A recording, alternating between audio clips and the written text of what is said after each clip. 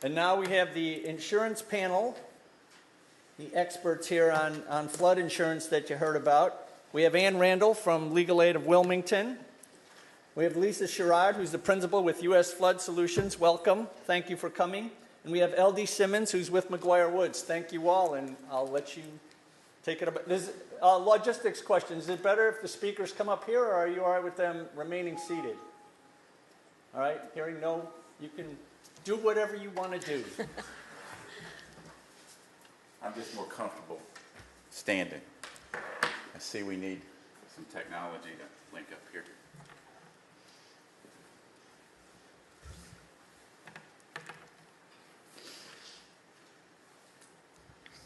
Tell you what, I'm going to start because of our limited time.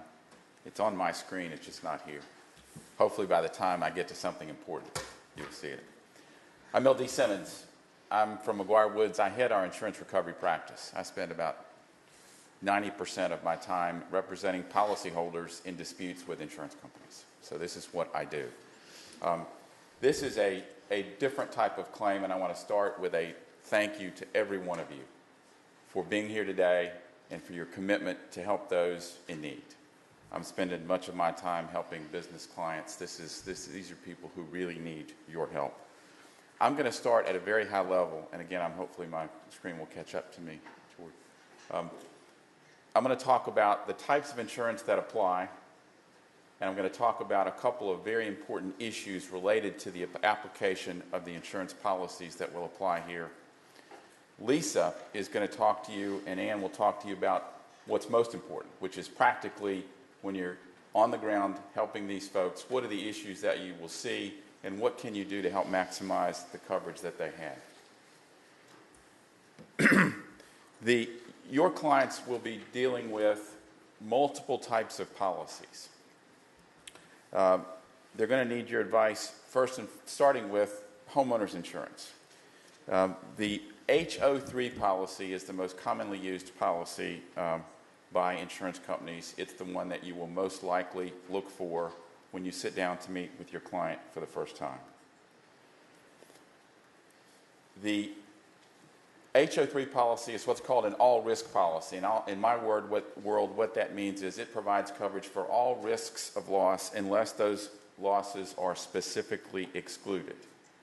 That's the coverage that applies to the home. With regard to personal property, the standard homeowners policy is on a named peril basis. Coverage only exists if the loss arose from a specific peril named in the policy.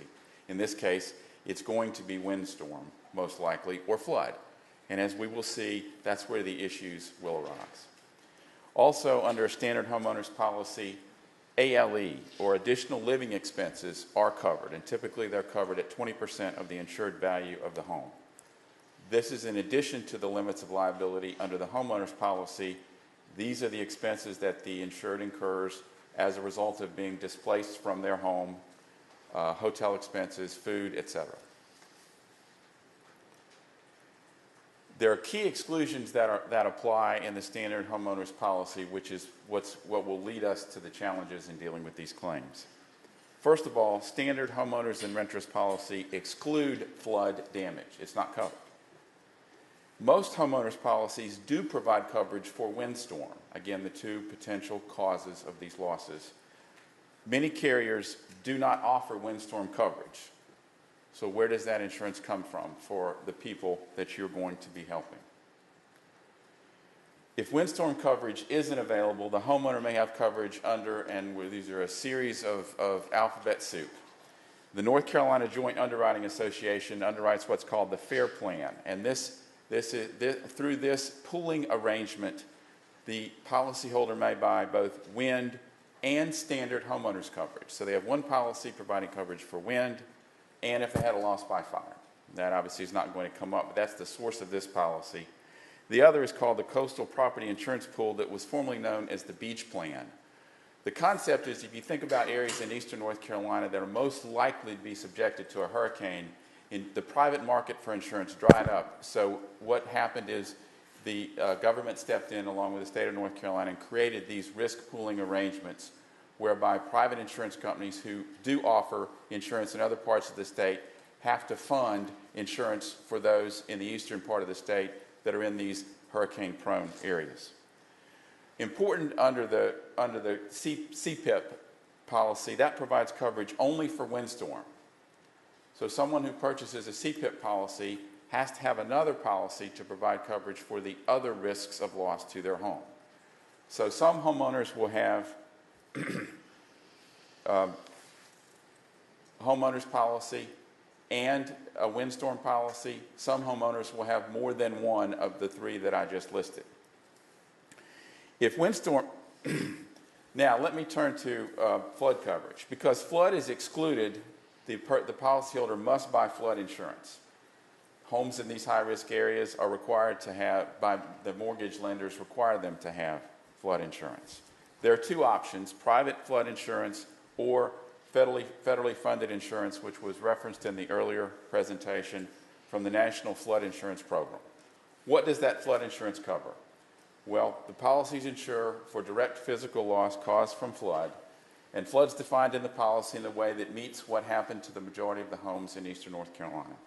An overflow of inland or tidal waters, an unusual or rapid accumulation of surface water, mud flow, or a collapse of land along a lake or other body of water as a result of water exceeding anticipated cyclical levels.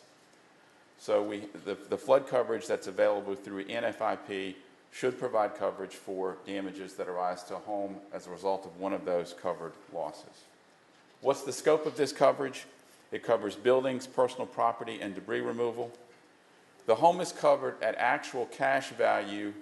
That's depreciated value, and that's going to be a significant issue for many of your clients. Or replacement cost value if the insured purchased replacement cost value. If they purchase replacement cost, the limits are 80% of replacement cost up to $250,000. The contents under the NFIP policies are insured only at their actual cash value, the depreciated value of the personal property in the home. There's no ALE coverage under the NFIP policies, and there's some key exclusions. There's no coverage for damage to basements, trees, shrubs, decks, pools, or walkways. So it's limited to coverage for the structure, and it's likely, in many cases, limited to the actual cash value or depreciated value of the home. So as I mentioned before, you could have multiple policies that could apply. What's the most important rule in advising your clients? And I'm going to give you two. The first is to read the policy or policies. Regardless of what you understand or your client tells you about the type of insurance they have, you need to get the policy, and you may need, because of the damage to the home, to get it from the broker. Get the policy and look at it. Make sure you understand the coverages that apply, and in this case it may be more than one policy. Also, make sure that the insured already has put the insurance companies on notice. A key to insurance coverage, essential, is notice, and in many cases you will be representing, advising clients who haven't yet notified their insurance company. That's the first thing that you should do. Let me talk briefly about one of the key issues that will arise in handling these types of claims. The insurance companies or companies may contend that all or part of the loss is excluded. For example, the applicable policies for your client cover windstorm but exclude flood, which is possible. North Carolina courts follow what's called the concurrent causation rule. And we could spend 2 hours with the case law dealing with this, but I'm going to do it in about 3 sentences. The rule in North Carolina is if a covered and excluded cause combine to cause the damage, the loss is covered. It's a North Carolina Supreme Court case. So if you have a policy, as I said, that covers windstorm, but there's no coverage for flood, the position you need to take is the damage, or as much of the damage as you can argue, was caused by windstorm and not by flood.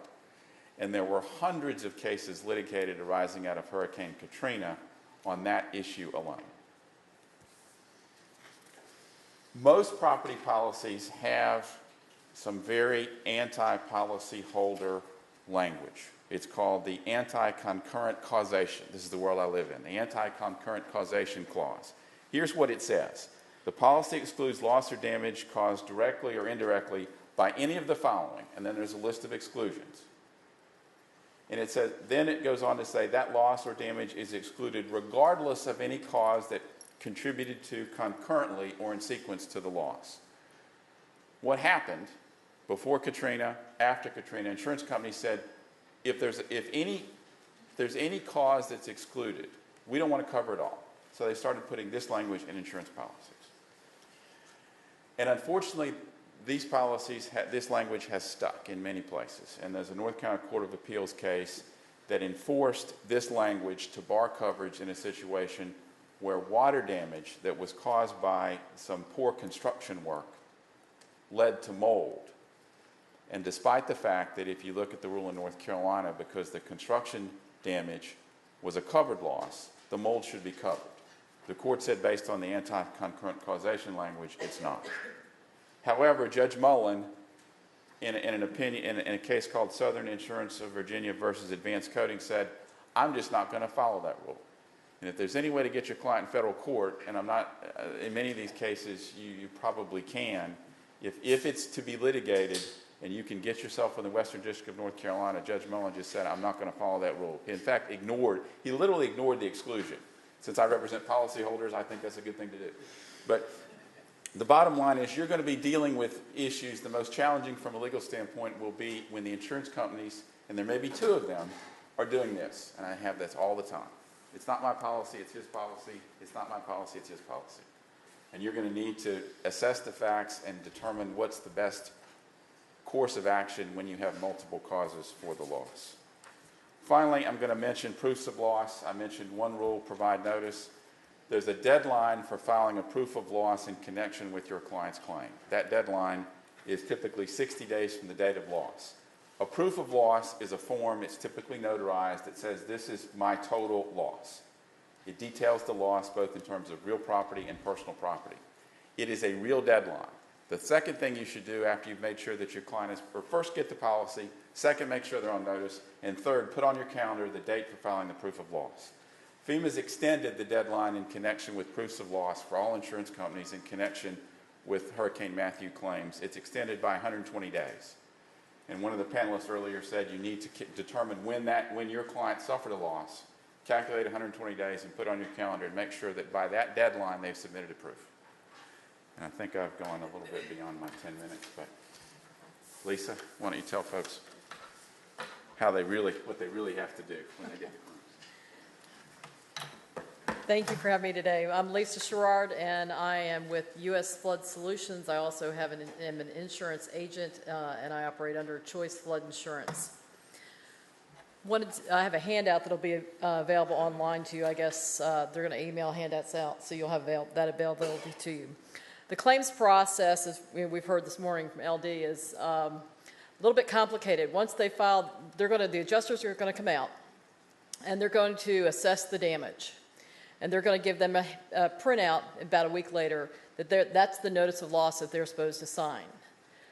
When they sign that, that's not the be-all, end-all, because there are damages that may not have been discovered or may have been undervalued. For example, wood. Every disaster I've worked, particularly in disasters in October 2015, 2016 in Columbia, South Carolina, where I live, the cost of cabinets, baseboards, anything wood-related has been lowballed by the adjusters. They either can't have it match the quality. The insurer is entitled to replacement of like kind, and if they had full coverage, replacement cost coverage, they're entitled to like kind replacement. I found that typically the wood products, anything wood-related, is undervalued in the adjustment. They can go back and say, look, you didn't give me enough money. The contractors can help them with that. Selecting a contractor is critical. Good contractors are going to be having a waiting list. You've got to be patient. Don't let your clients take the first person who comes along who says, I can do the job right now. They need to do some homework. They need to come with references. They need to come with a license. They need to be able to pull permits. If they can't pull a permit, don't hire them. All repairs, regardless of the value of that repair, if the property is in a special flood hazard area, requires a building permit or a floodplain development permit. And the reason being is that the communities have an obligation to determine whether or not the damage equals or exceeds 50% of the market value and whether or not that structure should be brought into compliance with the current floodplain management regulations. It's a critical step. If they bypass that step and they get caught, they could have to tear everything out that they have just spent their money on. The next thing to do is please advise your clients not to demolish anything until they have the notice of loss in hand. Even though the adjuster's been there, has done their documentation. I have a client from last year who the adjuster came out, captured everything they needed, everything was good, talked to the adjusting company a couple of times. They said they had everything they needed, didn't need anything else, and she demolished her house. The adjuster had a nervous breakdown, never filed any of his reports, and thank goodness she had a good homeowner's insurance adjuster who had documented everything for her, or she would have been out of luck. Understand this is a lot of information in a short period of time. One of the things that they also need to be wary of is unscrupulous contractors. Unscrupulous contractors are going to come along who, they're here today, gone tomorrow. Again, ask for licensing, double check the licensing online, double check their credentials to see if there's any complaints been filed against them. Notify the Sheriff's Department of any unusual activity going on in that area with people who aren't from there, because you're going to have people showing up all over. One of the biggest problems we have is remediation companies. Remediation companies are the companies that show up and want to dry out the house to prevent mold. They charge, it's expensive. I have one client who spent $57,000 drying out a house. There are very strict requirements about what the adjusters can pay for. They have so many fans per square foot that they can pay for. And they have so many days that those fans can be there. If they're left there longer, insurance isn't going to pay for it, unless there's some reason why they needed to be left long, and it's documented. They have to have drying logs and everything else before any of these things can be paid for. What typically happens is they come in and people want to get the place dried out because they're worried about mold. They come in, dry it out, get this huge bill, pay them, and then they go to the adjuster because the adjuster hasn't had time to be there yet, and hand the bill to the adjuster. Adjuster says, I'm only paying $20,000 of this at a $50,000 bill. So again, that's not the end of it. If the adjuster can get additional information from the drying company, then they may be able to increase that amount. But it's difficult, and it's painstaking, and it's one of the things that doesn't make sense to insureds because they think they're covered for this. It's very critical that before they make that final payment to the drying company, that they have an air quality check done by a licensed hygienist. Some of these things that people paid $40,000, $50,000 for to have dried out didn't pass air quality tests. It's a lot of money. If the flood insurance policy was not rated properly by the agent who wrote the policy or the underwriting company or the underwriter who evaluated that policy, they will reduce coverage to cover the amount of premium paid. For example, I have a client who had $250,000 worth of flood insurance coverage. And when the adjuster came out there, he saw things like a finished foyer and things like that that were not covered in the policy and were not in the policy description or the application. And they reduced the coverage down to $180,000 to cover the amount of premium paid for things that were done after the application was done or the insurance agent incorrectly filled out the application. But they can reduce coverage to cover the amount of premium paid. If they want the full $250,000, they're going to have to pay the premium difference. But it doesn't come in the form of a bill. It just comes in the form of a letter of explanation. And the fine print, it says, if you want the full coverage, then you're going to have to send us a check for this much. But people could be thinking they have $250,000 worth of coverage, may end up having $18,000. I've also seen that. There's the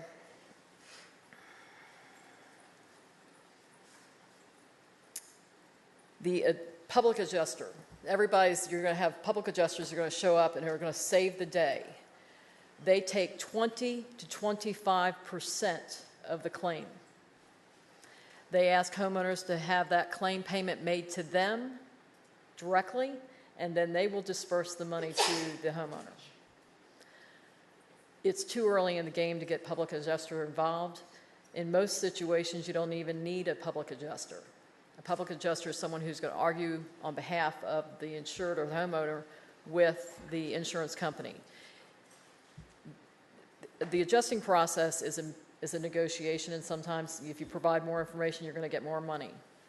Sometimes adjusters miss things, but that doesn't mean you need a public adjuster to identify what is been missed. I have a client that missed doors. Well, when we went through I said they don't have any doors on here. So it's important that you review that adjusting report with the contractor and find out what is missing or what cannot be replaced for what the adjuster has allowed for that cost. Remember, it's like kind. If you had a $10,000 refrigerator 5 years ago and that model is no longer available, then you're going to be able to get that $10,000 at today's cost. So there's other things that can be done, but it's like kind. And one thing is it requires patience. A lot of people are thinking, I'm going to go for the buyout. I want to get bought out. I don't want to go through this again, or I want the mitigation money to be elevated, my house to be elevated. It is an 18 to 24 month application process. We have the applications for the October 2015. They have not even selected the projects yet, and the application period does not close till after the first of the year. That's for the October 2015 flood in Columbia, South Carolina. So to give you an idea of how long this application process is. So if anybody's thinking I'm going to get bought out tomorrow or I'm going to get my house elevated tomorrow, it really is an exercise in patience. They've got to wait. And just going to wrap up. There's a lot of information on my website. Please feel free to call me if you have questions specifically related to any of the clients. And thank you again for having me here. I'll turn it over to you. Hi, I'm Ann Randall. I'm with Legal Aid in the Wilmington office, and I've been with Legal Aid for 7 years, and luckily over those 7 years, this is my first hurricane, so I'm learning along with you all, but a couple of, I'm not going to take very much time, and Johnny, if I start to step on your toes for your presentation, just wave at me and I'll go sit down. But some practical issues of if you're dealing with low-income clients for the attorneys here that are offering pro bono service. Many times your clients are not going to know what types of policies they have. As referenced earlier by Leslie, there will be some literacy issues, possibly aired property issues. There might be multiple deeds that you're going to have to figure out which deed covers the property that the house is on, because the family might have 3 different deeds for all the aired property. I work with folks that are in default on their mortgage, and I try to help prevent foreclosure. So something that might come up is if they're in default on the mortgage, the insurance company and the insurance side of the mortgage servicer might be hesitant to sign over that check to the contractors to start working on it. So something that I've already had to do with Hurricane Matthew was write a letter that the client was able to send to the insurance side. This was Wells Fargo, so the insurance side doesn't always talk to the loss mitigation side.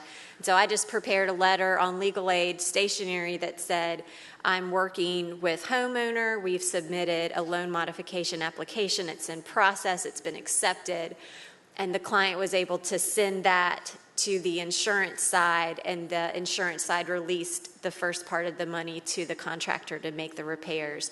That's also something that clients don't always understand. This might be the first time they've had to make an insurance claim, and they won't understand that the check comes to them to sign, but then they have to send it to the insurance company or to the mortgage company, and the mortgage company is really going to be in charge of releasing those funds as the contractor makes the repairs. And so I've had to, in a case that didn't involve a hurricane, but it involved some pipes bursting, I really tried to help communicate between my client, the contractor, and the mortgage servicer, because it was unclear which documents weren't finalized yet, and it was really taking a long time for the contractor to get the money to start the funds. And so sometimes you're just the conduit to trying to figure out, okay, which document's not there, which document is there.